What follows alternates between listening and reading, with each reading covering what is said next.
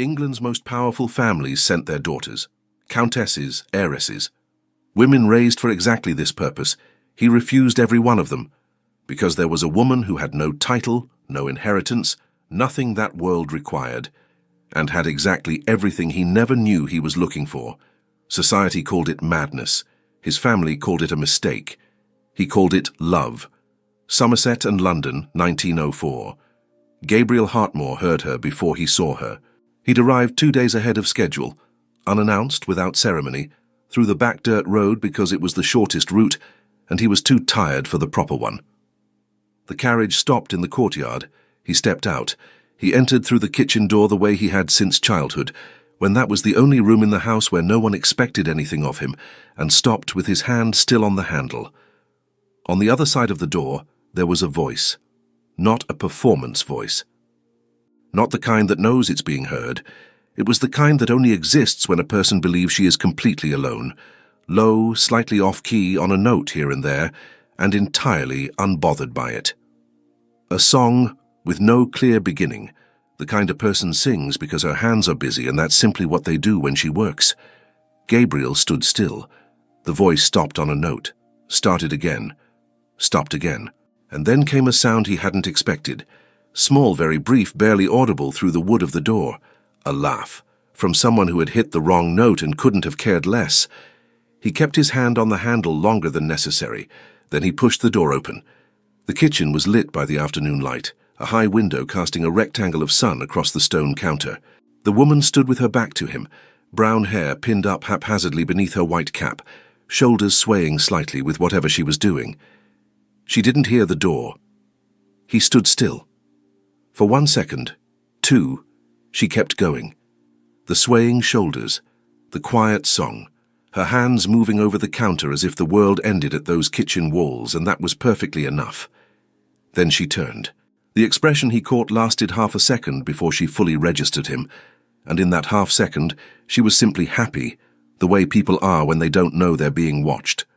Then her eyes found him, and the expression closed entirely, like a window being shut. The curtsy came quickly, correctly, without excess. "Your Grace." Her voice had changed completely, professional even, as though the other voice had never existed. "We weren't expecting your Grace today. If you'll give me a moment, I'll fetch Simmons at once." "That won't be necessary." He looked at her, at the counter, at her hands, which were still now, still because of him, and that felt like the loss of something he couldn't name. "Carry on with what you were doing." A very brief pause, her assessing whether it was an order or a courtesy. "Yes, Your Grace." She turned back to the counter. She didn't sing again. Gabriel should have left. That was the thing to do. Simmons was somewhere in the house waiting. There were rooms to be prepared. There was the whole conversation about the wrong lamb delivery that still needed to happen. He stayed in the doorway. "What is your name?" he asked. She turned. Her expression was that of someone who hadn't expected the question. "Eliza Barnes, Your Grace. Cook at the estate for 3 years." "What were you doing?" he asked. "Before I came in." A small pause. She glanced at the counter, then back at him. "Preparing dinner, Your Grace." "No." He made a vague gesture. "Singing." "My father used to say that singing chases your troubles away."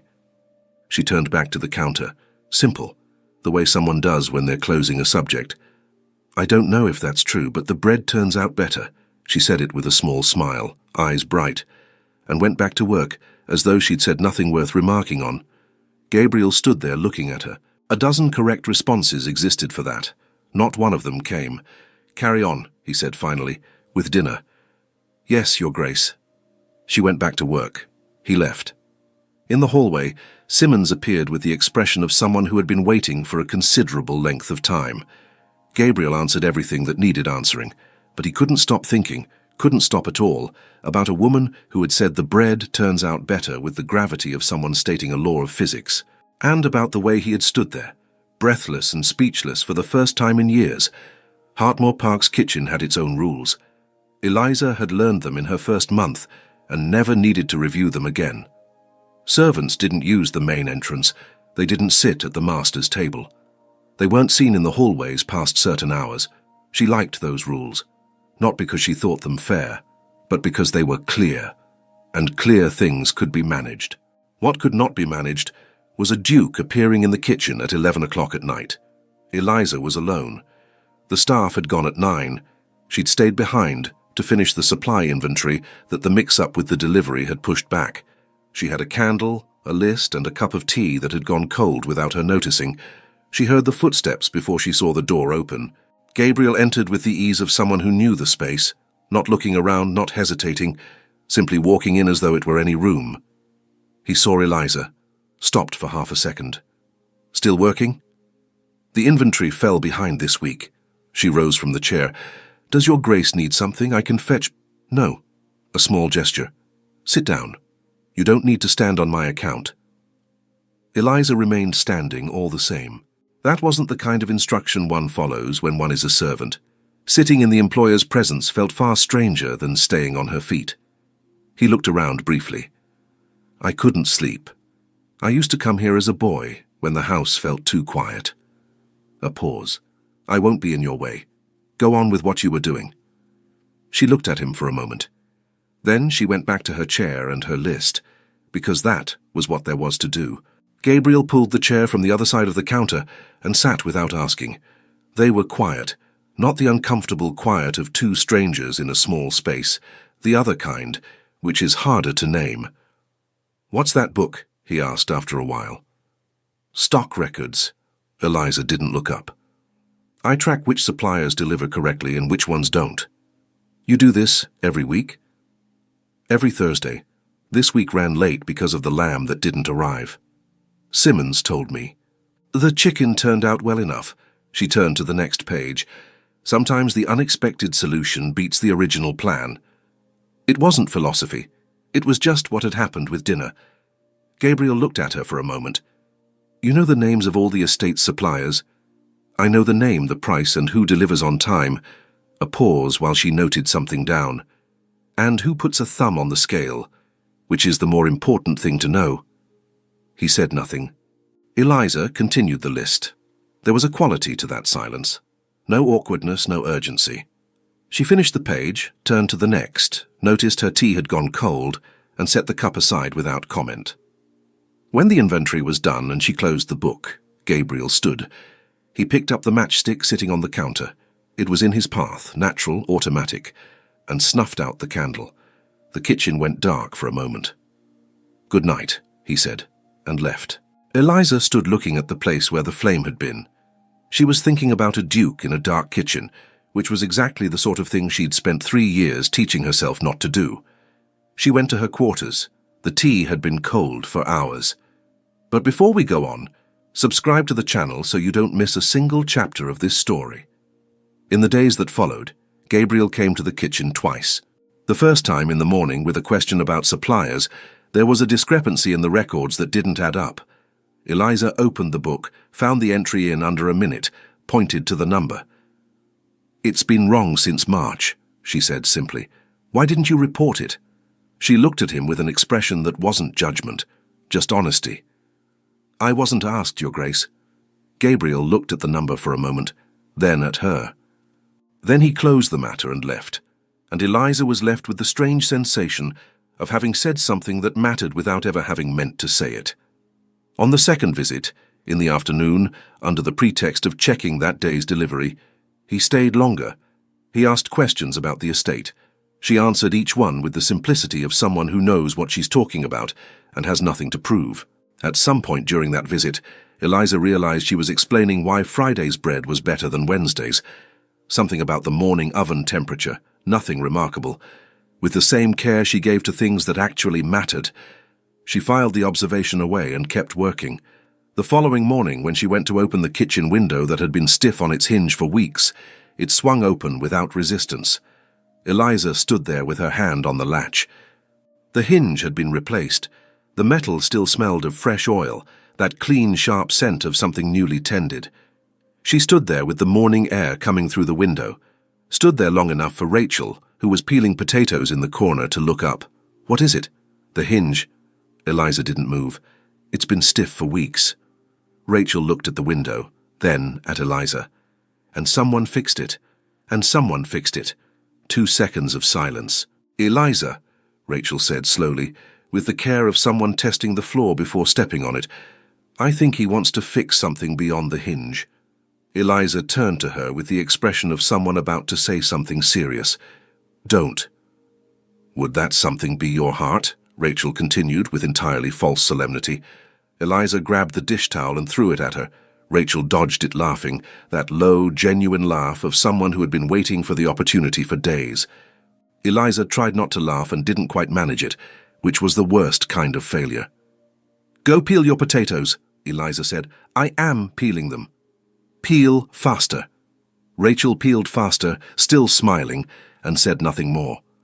Eliza shut the window, picked up the towel from the floor, went back to work. But she carried that smell of fresh oil with her all day, and the image of someone who had noticed a sticking window without her having said a word about it to anyone. 3 days later, while reviewing accounts in the study, Gabriel realized he was listening. There was nothing to hear. The study was on the 2nd floor, far from the kitchen, and the house was quiet at that hour of the morning. But something had been sitting near the surface these past few days, without a name to attach to it. He'd spent the previous week in London as the version of himself he knew well, the Duke, the heir, the man with the right answers to the right questions. He'd dined with the right people, spoken about the right things, worn the smile that didn't reach his eyes because no one ever checked if it did. And then he'd come here, walked into the kitchen out of habit, and stood frozen in a doorway listening to someone sing. Gabriel looked at the papers on the desk. He closed the folder. His mother arrived on a Tuesday. She wasn't expected until Friday. Eliza found out from the sound of carriages at 3 in the afternoon and from Simmons's expression as he passed through the kitchen at mission speed. She didn't need to ask. The house had its own system of intelligence, more efficient than any messenger. The Dowager Duchess Margaret Hartmore had arrived with Miss Hargrove and Miss Pemberton, luggage for a fortnight.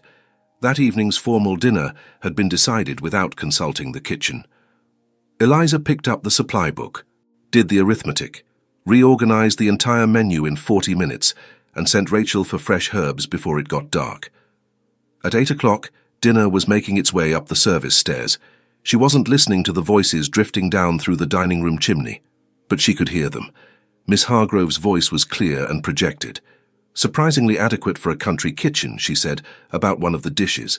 She didn't specify which. It was the kind of remark that can't be contested, because it's technically not an insult. Eliza went on with the next day's menu. Later, after the staff had gone, she was finishing the last of her notes when the door opened. She didn't need to turn to know. "Dinner was excellent," Gabriel said. "Thank you, Your Grace." She kept organizing the pots. A pause. "Eliza." She stopped. It was the first time he'd used her name, not the cook, not Miss Barnes. Her name. Eliza stood still for a moment that cost more than it should have. Then she turned. He was standing near the door with an expression she couldn't quite place, and Eliza was good at placing expressions. "Good night, Your Grace," she said, and she slipped out the back door before the silence could last one more second than she could manage. Outside, the May air was cold. Eliza stood against the stone wall, hands in her apron, looking out at the dark garden. She wasn't cold. That was the problem. Gabriel stayed in the kitchen after she left. He'd planned to say something. He hadn't decided what, and he'd said only her name, and she had gone, and now he was alone in a room that smelled of herbs and bread and real work. Eliza's wooden spoon was on the wrong side of the counter. He had no idea why he noticed that. He went up to the library, picked up a book, stared at the first page for 40 minutes without reading a line, and then, without warning, he remembered her laugh. That small, quiet laugh when she'd missed the note in her song and hadn't minded one bit. He closed the book. In the morning, his mother was in the sitting room with the guests. Margaret Hartmore had spent 60 years turning presence into authority, not the kind that announces itself, the kind that doesn't need to. She rose when he entered. The protocol reversed in the way she always did it, to remind everyone who had decided that protocol existed. "Gabriel, you look better than you did in London." "I was tired in London." "You always are." A strategic pause. "Miss Pemberton tells me you didn't greet her last night." "I arrived after dinner had started." "She's a very pleasant young woman." "I'm sure she is. He drank his coffee. "What would you like to do today?" Margaret recognized the closing with the grace of someone who saves her ammunition for the right moment. They went out to see the gardens. She waited until they were out of earshot of the guests. "Simmons tells me you've been spending time in the kitchen this week." Gabriel didn't slow his pace. "Administrative matters. There was a discrepancy in the supplier records." She walked on. "Is the cook new?" 3 years at the estate. She's young. She's capable." Margaret looked at the path ahead. The greenhouse or the lake? "The greenhouse," she said. And she didn't mention the cook again that morning. Eliza hadn't slept well. That was irritating, because she always slept well. It had worked since childhood. Head on the pillow, 8 reasonable hours awake before the alarm. She was in the kitchen at 5:30 making bread with a concentration disproportionate to the task. Rachel arrived at 6, read the angle of Eliza's shoulders as don't ask, and went about her own business. By 8, Eliza was in the herb store. She was managing perfectly well until she heard footsteps in the outside corridor. She went completely still. The footsteps passed the door without stopping. She stayed still for another 10 seconds anyway. "This is ridiculous," she thought. She went back to the herbs.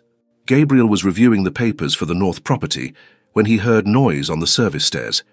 He opened the corridor door.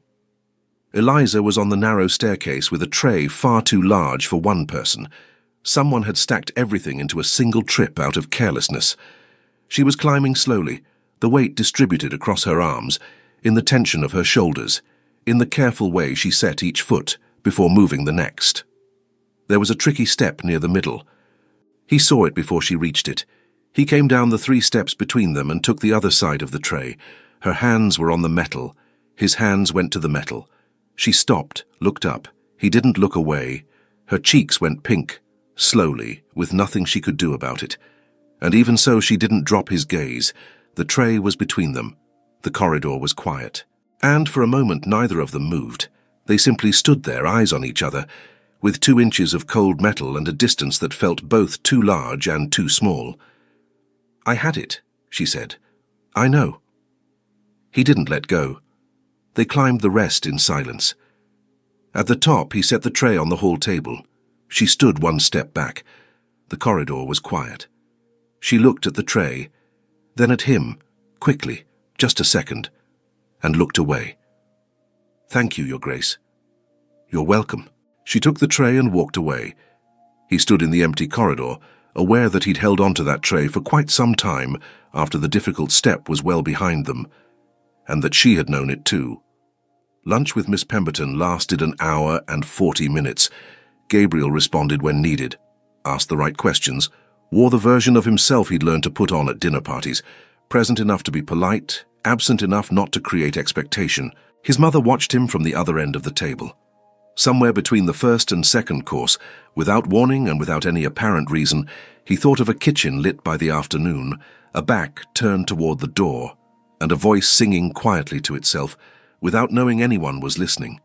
He cut his meat, ate, answered something about bath. Dinner that evening ended at 10.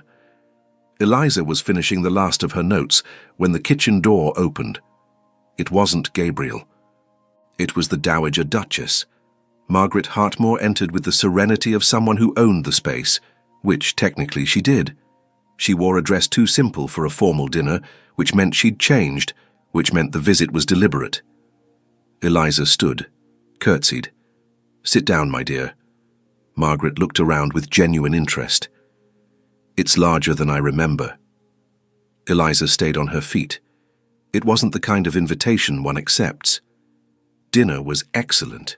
The Dowager Duchess walked to the counter, ran her fingers along the stone, turned. "Where are you from?" "Wiltshire, milady." "Family?" "My mother. She passed 2 years ago." "I'm sorry." And it seemed genuine. "How long have you been here?" 3 years. "Are you happy here?" Eliza looked at her. The question was simple. The conversation was not. "Yes, milady." Margaret was quiet for a moment. When she spoke, her voice was gentle, genuinely gentle, which made everything she said harder to argue with. "I understand my son has been spending some time down here." She didn't use the word kitchen. Young men on an isolated estate sometimes seek company in ways that can seem like more than they are. I don't blame anyone, these things happen. A pause. It would be a shame for a young woman of good character to build expectations that will inevitably cause her pain. The silence asked for a response. Eliza gave none.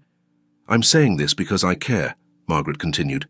Not because it's my place, but sometimes someone needs to say what is true before it becomes harder to hear. The problem wasn't that she had lied. It was that she had said out loud with kindness and precision exactly what Eliza had been keeping to herself since the first night of inventory.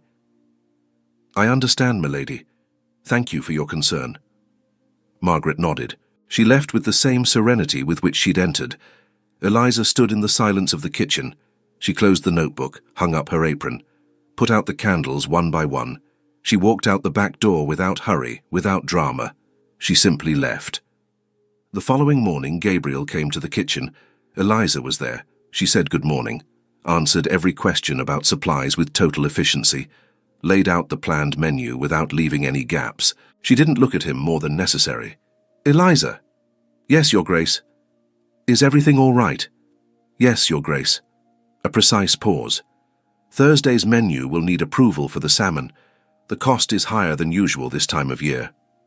He stood looking at her. Include it. Very good. Thank you. She made a note, went back to the stove. Gabriel left. In the hallway he stopped. Something was wrong that he couldn't name, and he was good at naming things. It was part of the work. But this particular thing stayed one step ahead every time he tried to reach it. He went back to the study. The North property papers were on the desk. He stared at them for 20 minutes without reading anything, and he kept thinking, without being able to stop, about a song with no beginning and no end that he couldn't have repeated if he'd tried, and about a small, quiet laugh from someone who had missed a note and hadn't minded one bit. The following week passed with the regularity of a well-wound clock. Eliza woke at 5:30, made the bread, received the deliveries, coordinated the staff, served the formal dinners that the guests' presence required, noted everything, kept everything in its place. She didn't sing. Not that she'd made a conscious decision about it. It was simply that the kitchen always had someone in it now. Rachel, Thomas, the new girl who'd come on to cover the extra volume. There were no more quiet mornings where the only sounds were the oven and herself. Gabriel appeared once that week. Briefly, a question about a supplier. 2 minutes. Gone. The kitchen continued on. That was how it should be, or shouldn't be. And Eliza knew this with an irritating clarity, was the way she noticed when he didn't come. Rachel noticed something. Rachel always did. You've been different this week, she said one morning, peeling potatoes without looking up. The menu is different. 5 people at the table takes more planning. It wasn't about the menu. Eliza looked at her. Rachel looked at the potatoes. The subject closed without either of them saying another word. It was a Thursday when things shifted. Eliza was in the herb garden when she heard voices in the formal garden on the other side of the wall. Gabriel and Miss Pemberton. She wasn't listening, but the garden had inconvenient acoustics. It isn't what my mother imagines. Gabriel's voice. I understand. Miss Pemberton soft, without drama. But I also understand your family's position, Your Grace. It isn't simple for anyone. No, he said. It isn't. The footsteps moved away. Eliza stood looking at the time in her hand. There was something in that no that sounded heavier, more honest than the rest of it. She went back inside. That night, Gabriel came to the kitchen. Late. Past 11. Eliza had stayed up without good reason, going over the following week's menu for the second time, which had been correct since the first. He came in, pulled the chair to the wrong side of the counter. The candle was between them. Miss Pemberton leaves tomorrow, he said. Eliza said nothing. And Miss Hargrove the day after. My mother stays another week. A pause. Will you be returning to London after that, Your Grace? I don't know yet. They sat in silence. Outside, the wind moved through the trees. Do you like it here? He asked. The question was simple, no trap in it. I like the work, she said. The kitchen is good. The staff is good. And outside of work? She looked at him. I don't understand the question, Your Grace. Yes, you do. A long pause. "I like Somerset," she said at last. "The morning's here. It's quiet in a way the city isn't." Gabriel was silent. There was something different about him at that hour. Less the Duke, less the constructed posture. Just a man in a chair in a kitchen at 11 o'clock at night because he hadn't been able to stay in his rooms. Eliza recognized it. It was exactly what it was, and she was there for the same reason. "I should go," she said. "You should." He didn't move. Neither did she, for 1 second longer than was sensible. Then she stood. "Good night, Your Grace." "Good night, Eliza." She left. This time she didn't stop outside. She walked straight to her quarters, lay down, closed her eyes, and lay staring at the dark for an hour before she slept. The 2 guests departed. The Dowager Duchess stayed. Margaret was not the kind of person who occupied a room without purpose. She walked the gardens with the deliberateness of someone conducting an inventory. She took tea with the bearing of someone presiding over a council. She sent letters to London every day with the precision of a clock, and she watched her son. Gabriel knew. "You didn't court either of them," she said one afternoon, straight to it. "No." "Gabriel." "Mother." She looked at him with the expression of someone who had known that face for 30 years and still couldn't read everything in it. "What do you want?" she asked, and there was something genuine underneath the strategy. He was quiet. "I don't know yet," he said. It was true. That was the problem. The following morning, Eliza brought the supplier records to the study. Gabriel was standing by the window with papers in hand. She set the notebook on the desk, opened it to the right page. He asked questions, specific, well-formed. She answered each one.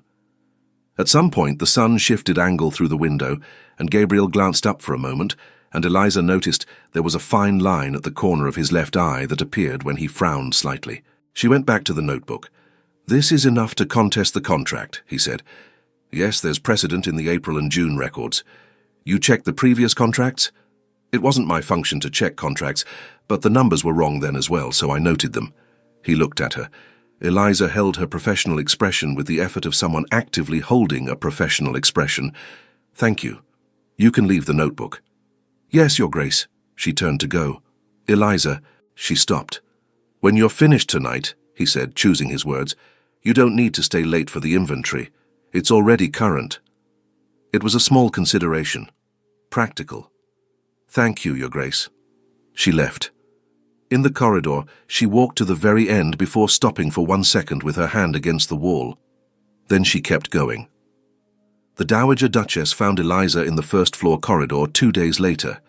"You do excellent work here," Margaret said. "Simmons tells me the kitchen has never run so well." "Thank you very much, milady. I was thinking," the voice was casual, very casual, "that there may be a position in London more suited to someone with your abilities. The main house has greater needs. It would be a considerable promotion." Eliza looked at the Dowager Duchess. The offer was real, generous.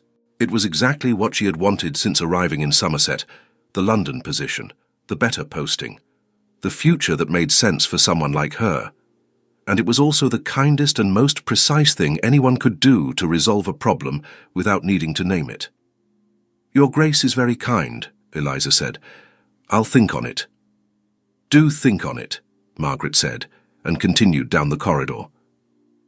Eliza stood still for a moment. The London position was what she wanted. What she'd wanted before she ever came here. The work, the opportunity, the sensible future. Someone like her. She went back downstairs to the kitchen. Gabriel learned of the offer the following day, through the housekeeper, who mentioned it to Simmons, who mentioned it in passing while discussing preparations for the Dowager Duchess's departure. He went to his mother's sitting room. Margaret was writing letters. She didn't look surprised when he came in. "You offered Eliza Barnes a position in London," he said. "Yes, she's a capable employee. She deserves a better posting." "Without consulting me." "It's an administrative decision, Gabriel. I have authority." "Mother." She was quiet. "Don't do this," he said. His voice was low, direct. "Not like this." Margaret looked at her son with the expression of someone measuring how much of herself she is willing to let show. "What would you have me do?" she said. "You didn't court Miss Hargrove or Miss Pemberton. You don't respond when I ask about London, and you spend time in a kitchen when there is a study waiting. I know." Then what are you waiting for? He didn't have an answer yet. Give me time, he said. 1 week, she answered. Then I must return to London. He nodded. Left. In the corridor, he stopped. 1 week was enough for what? He didn't know. But it was what he had. That afternoon the kitchen was empty earlier than usual. Eliza was preparing the next day's bread dough. Her hands were busy and the kitchen was quiet, and without noticing she began to hum. Softly. The same song with no definite beginning or end. She didn't hear the door. She didn't hear the footsteps. She heard the silence. That specific silence of when a space changes because someone has entered it. She turned. Gabriel was standing in the doorway, leaning slightly against the frame like someone who had arrived longer ago than he'd just arrived. Eliza stopped, wiped her hands on her apron.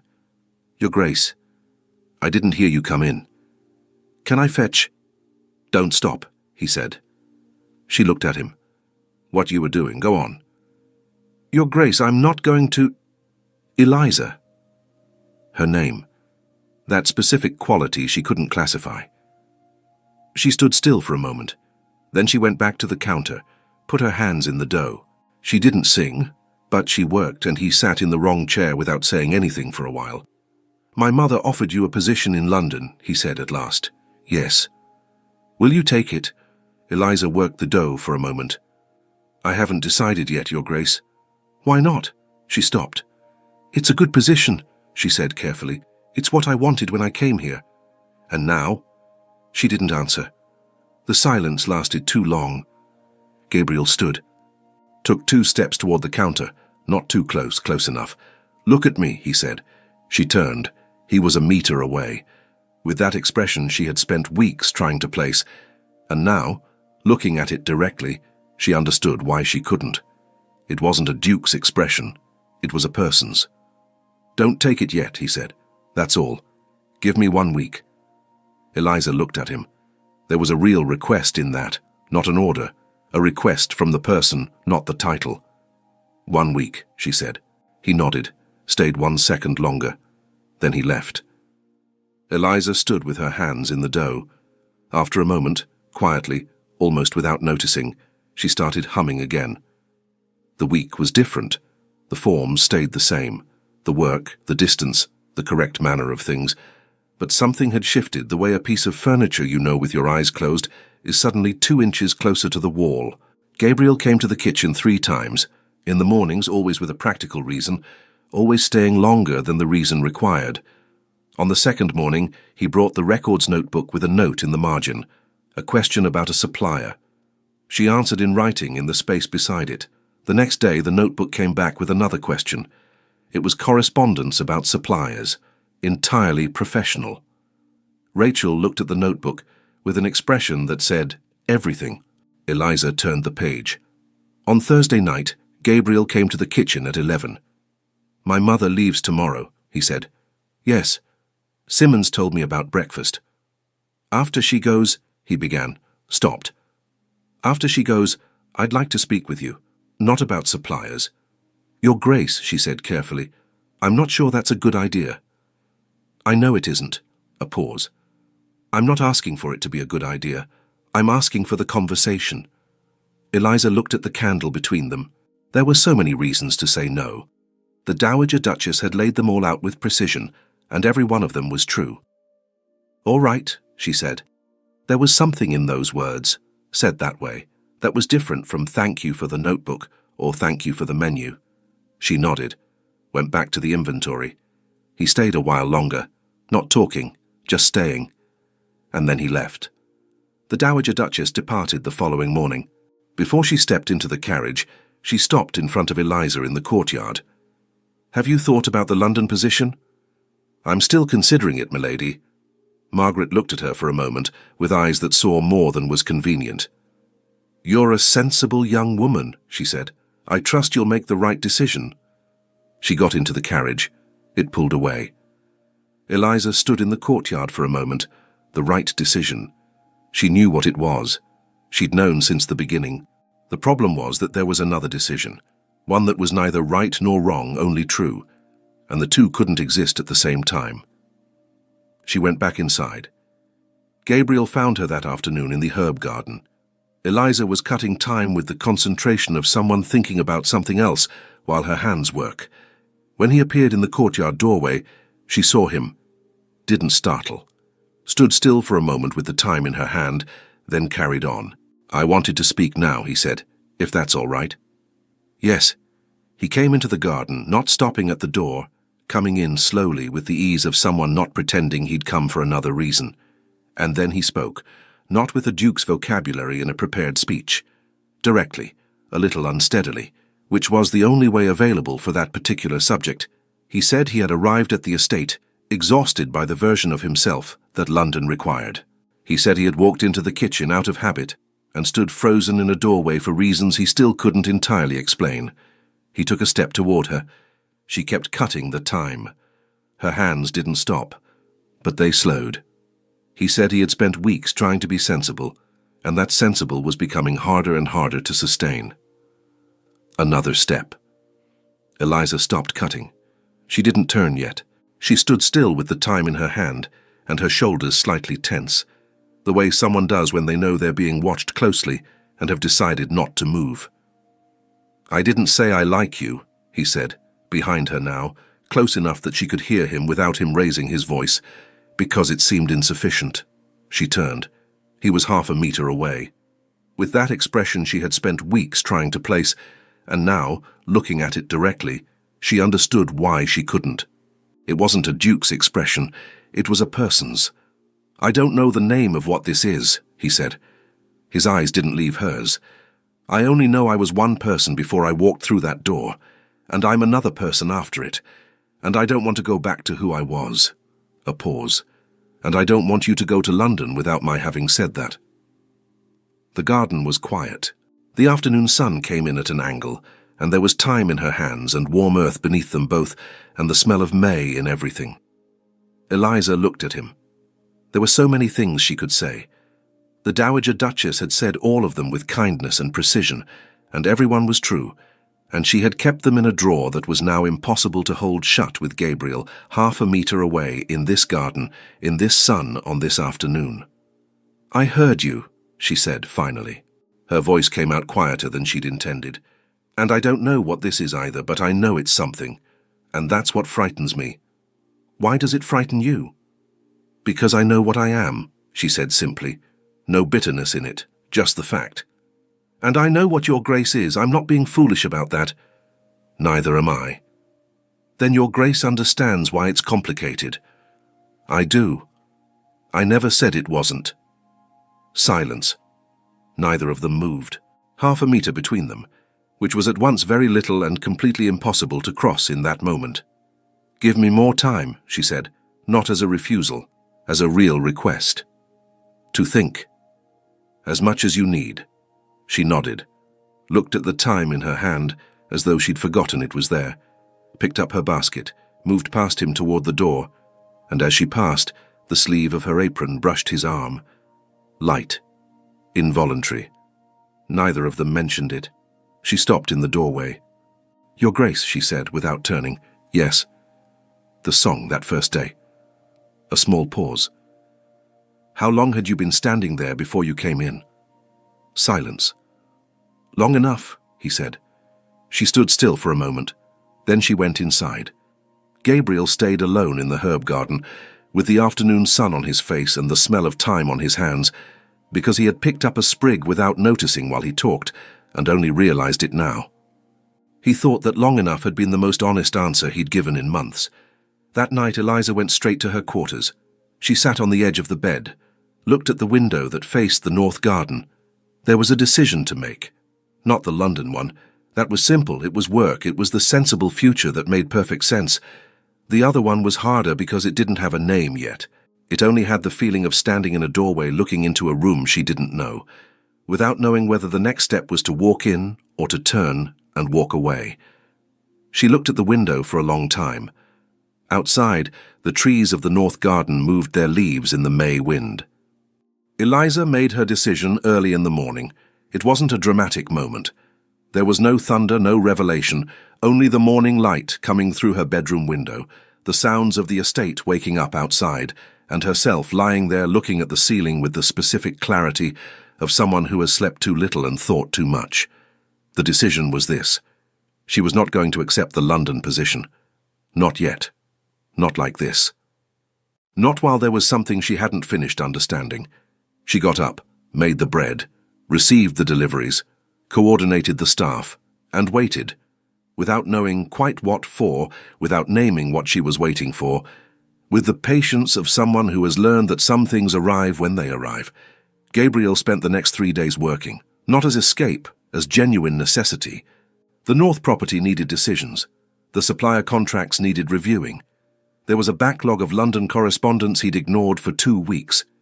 He worked with his usual concentration, which was considerable. And between one thing and another, he thought about the herb garden. I know it's something, and that's what frightens me. There was an honesty in that he hadn't expected. Not defense, not refusal, just the truth said plainly, with the simplicity of someone who has no habit of hiding what she thinks. He closed the contract folder, opened it again.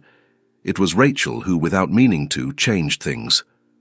One morning, while Eliza was organizing the week's stock, Rachel came in with a delivery and mentioned, in passing and without any malice, that she'd seen Simmons heading to the study with a letter from London, by the look of the envelope, bearing the seal of a family Rachel recognized from having worked in a nearby house before. "The Hargroves," Rachel said, peeling potatoes. "Miss Hargrove, I think it's about a visit." Eliza kept organizing the stock. "Thank you, Rachel." Rachel looked at her. Eliza didn't look back. The subject sat there, neither closed nor continued, and Rachel had the good sense to leave it where it was. Eliza didn't think about the letter. Or she did. But with the part of her mind that was practical, that knew what letters of that kind meant. That understood the difference between the world she existed in and the world Gabriel existed in, and had never confused the two. The Dowager Duchess had said everything that needed to be said with kindness and precision. The Hargrove letter was simply confirmation of what was already true. She finished the stock, went to prepare lunch. When Gabriel appeared in the kitchen that afternoon, she had her back to the door and knew it was him from his footsteps before she turned. "Eliza." "Your Grace." She turned. "Professional, correct. This week's menu is set, if Your Grace would like to review it. There's a change to Thursday's dinner because of... I saw Simmons's expression when he left the study this morning." She was quiet. "There was a letter," he said. "Your Grace doesn't need to explain the household correspondence to me." "I'm not explaining correspondence." He came a step closer. "I'm telling you I didn't reply, and I'm not going to." Eliza looked at him. "Your Grace," she said carefully, "Miss Hargrove is a good choice. Her family is..." "Eliza." "No." She set the spoon on the counter, not with anger and with steadiness. "If you'll excuse me, I need to finish what I was saying." A pause. "Miss Hargrove is a good choice. I am the estate's cook.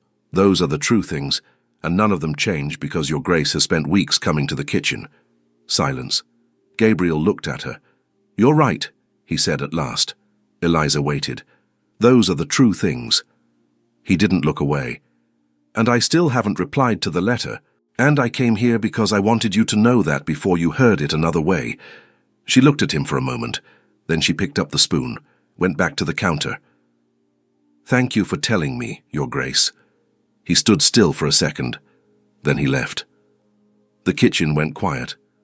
Eliza worked for another hour without stopping, efficient, correct. And she did not think about that "still haven't," which had sounded different from everything else he'd said. She didn't think about it, but she thought about it.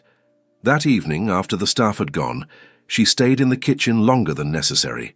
She finished the inventory that was already current, reorganized the spices that were already organized, scrubbed the counter that was already clean. And she kept thinking about "still," that small specific word that could mean a great deal or nothing at all. The problem with small words was that they stayed. Gabriel didn't come to the kitchen that night. He stayed in the study until late, the North property papers finally receiving the attention they deserved.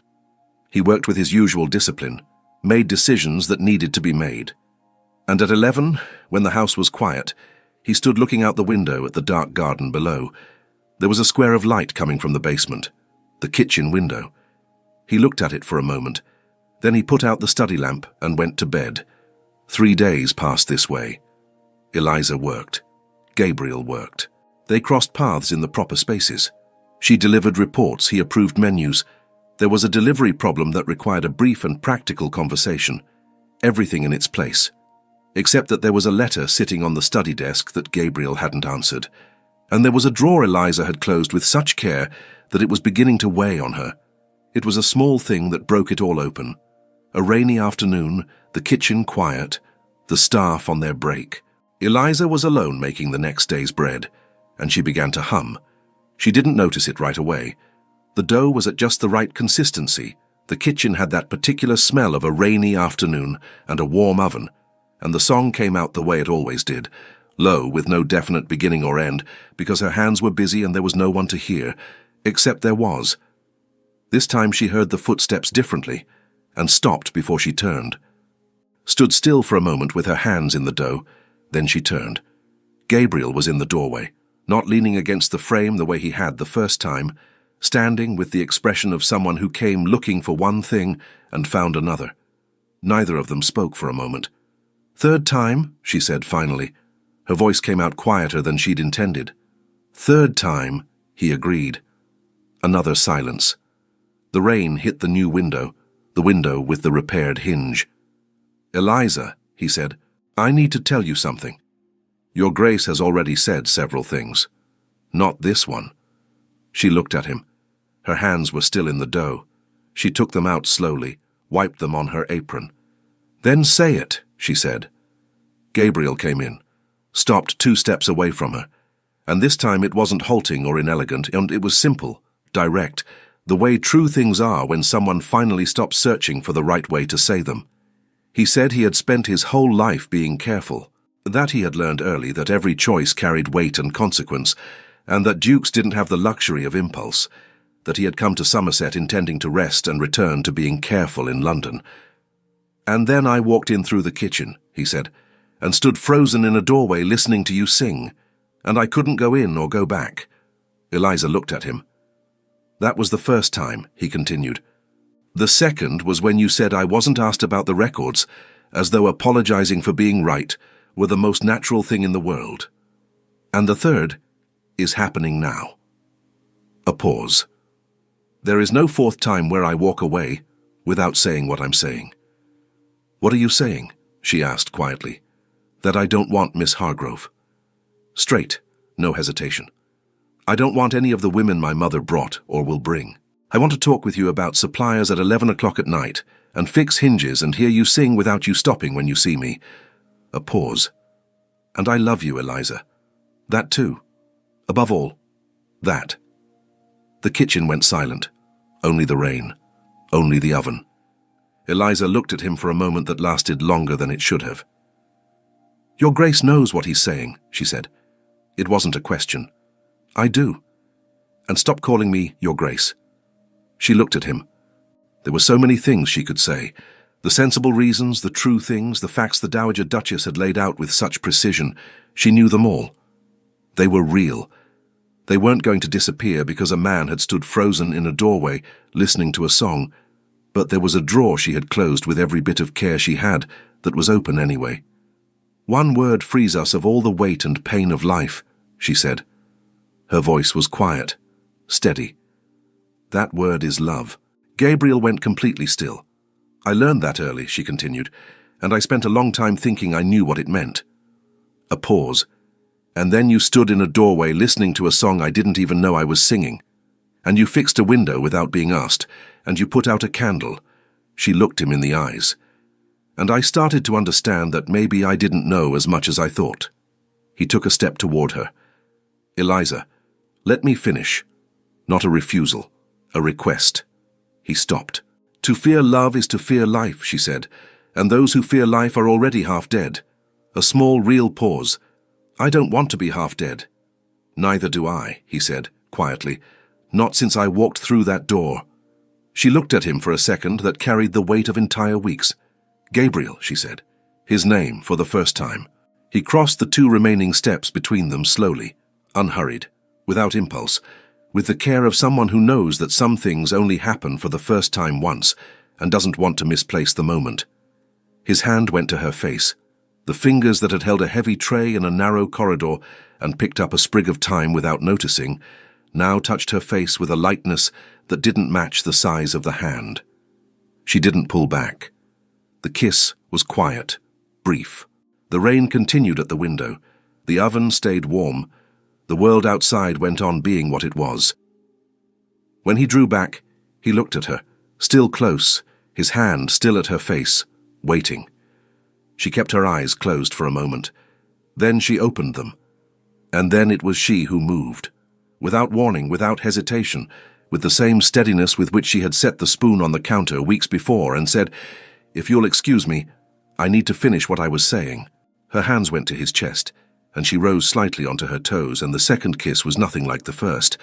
Not quiet, not brief, not contained. It was the answer. The real one. When they drew apart this time, neither of them spoke for a moment. The rain continued, the oven continued, and there was flour on her hands that had transferred to his coat, and neither of them noticed, or noticed and didn't mind, which amounted to the same thing. He was looking at her with the expression she had spent weeks trying to place, and now she knew its name. "There are still complicated things," she said finally, quietly. "Many of them." "I know." His voice was close. "We'll resolve them one at a time." "Your mother, one at a time, Eliza." She looked at him, and for the first time in weeks, perhaps for the first time in much longer than weeks, the drawer was open and she didn't try to close it. Simmons passed through the kitchen corridor at that moment, stopped in the doorway, stood there for exactly 2 seconds with the expression of a man processing information he had not asked for, then decided, with the dignity of 30 years in service, that this particular corridor had never existed, and kept walking. The conversation with the Dowager Duchess took place 1 week later in London. Gabriel went to her.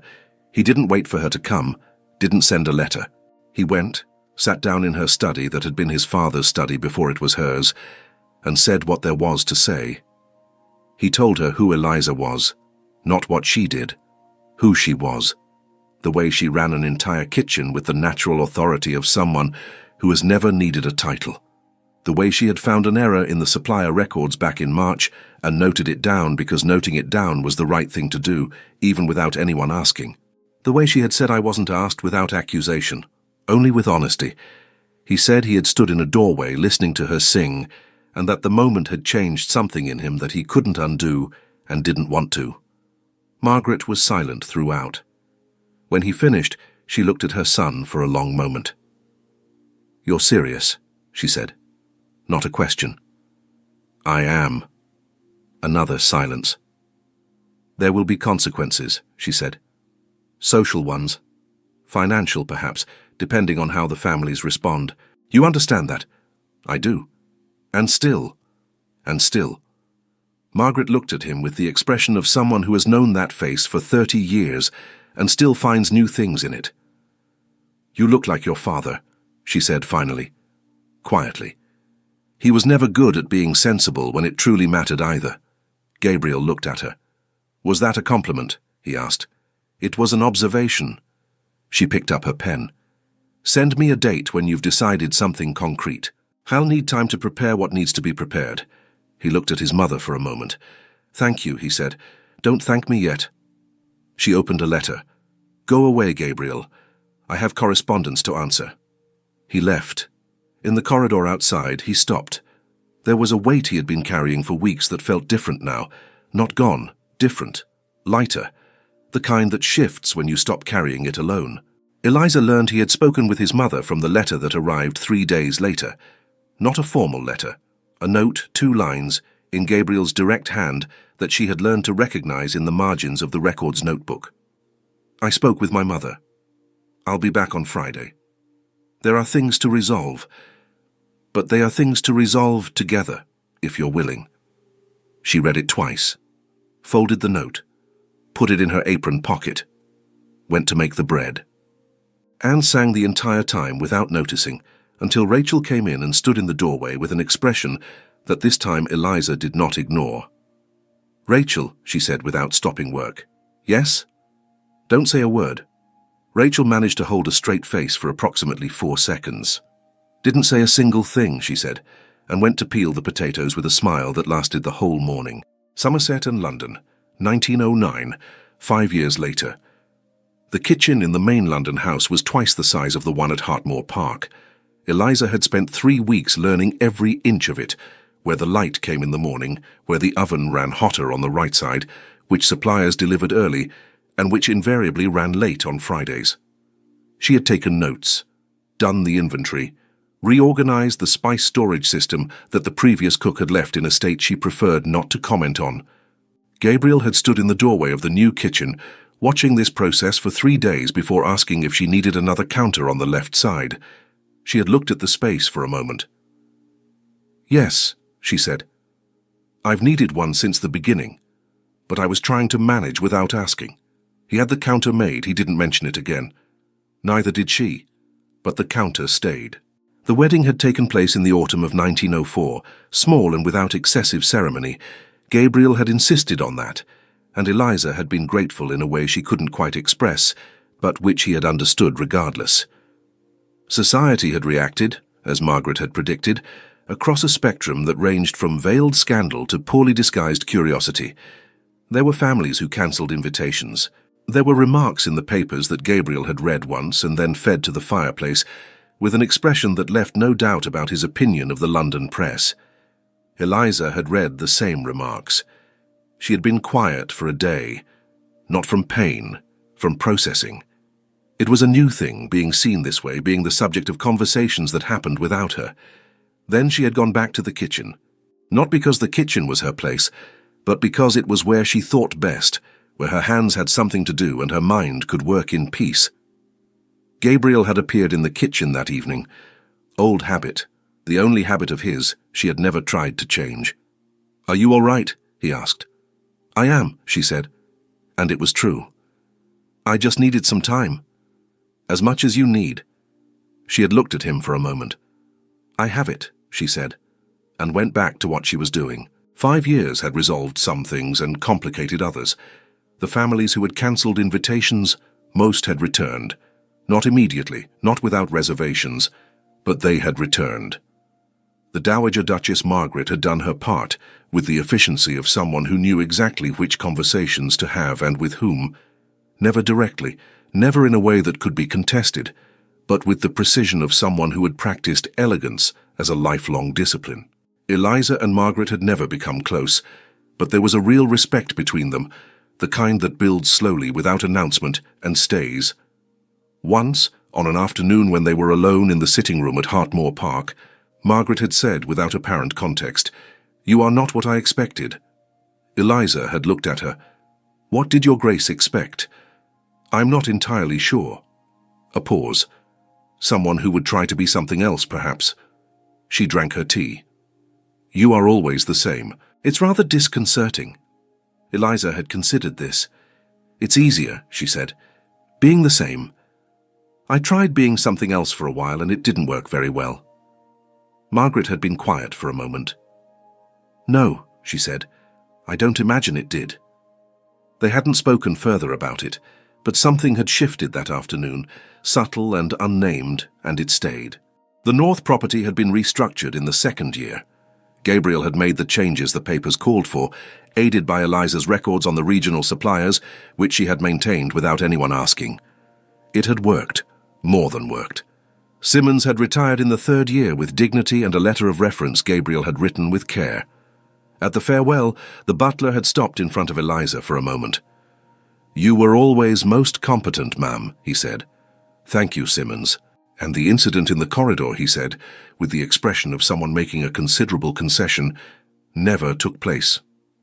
"I am in complete agreement," she said. He had nodded, left.